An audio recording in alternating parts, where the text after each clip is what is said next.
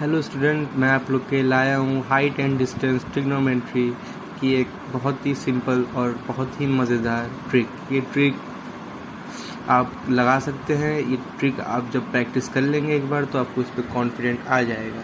Let's start.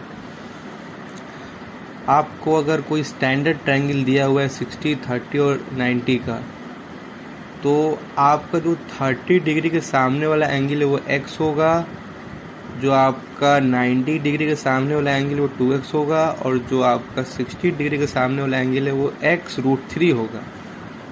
और same जो आपका 45 और 90 वाले स्टैंडर्ड ट्रायंगल में अगर 45 डिग्री वाला है उसके सामने वाला x होगा, और जो 90 वाला उसके सामने वाला √2x होगा, और जो 45 वाला है, यहाँ पर 45 डिग्री है ये, तो इसके सामने वाला x होगा। अब आइए, स्टैंडर्ड ट्रायंगल है ये 60 डिग्री वाला, 60, 30 और 90। ऊपर मिसप्रिंट हो गई है शायद, ऊपर ये 30 डिग्री का है, तो ये यहाँ और इसको यहाँ कर लीजिएगा, इसको यहाँ और इसको यहाँ कर लीजिएगा।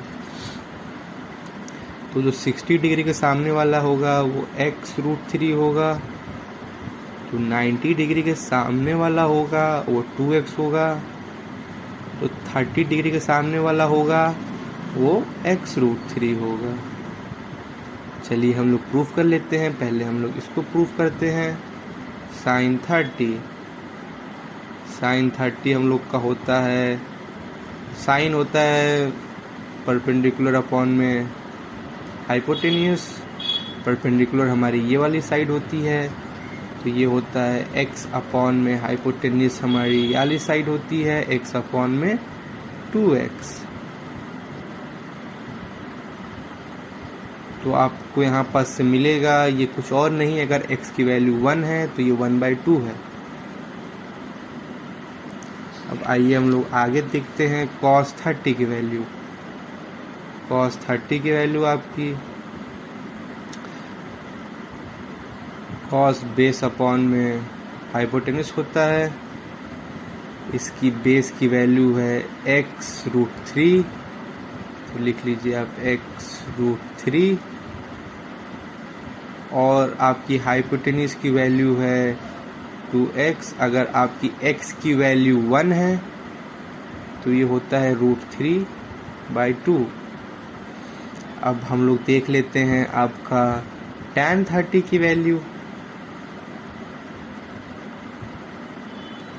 tan होता है परपेंडिकुलर अपॉन में बेस, हमारा परपेंडिकुलर x है और हमारा बेस है x√3।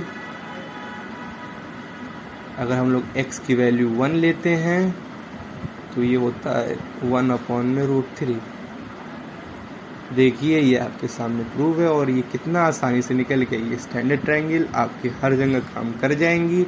लेट सपोज अगर आपको कोई क्वेश्चन दिया गया है और आपको एंगल दिया हुआ है, और एंगल के साथ साथ अगर आपको हाइट, बेस या हाइपोटेन्यूस में से कुछ भी दिया गया है, तो आप इस ट्रिक को लगा के बिना ट्रिग्नोमेट्री की हेल्प से आप आराम से इसे सॉल्व कर सकते हैं और आपको आंसर सही आएगा। जैसे आइए अब हम लोग इसको एक बार ट्राई कर लेते हैं। ये हमारा, जैसे हम लोग ले लेते हैं sin 45 डिग्री, sin 45 डिग्री, और साइन होता है परपेंडिकुलर अपॉन में हाइपोटेन्यूस। हमारा परपेंडिकुलर x है, हमारा हाइपोटेन्यूस है √2x। अगर हम लोग x की वैल्यू 1 लेते हैं तो ये होता है 1 अपॉन में √2।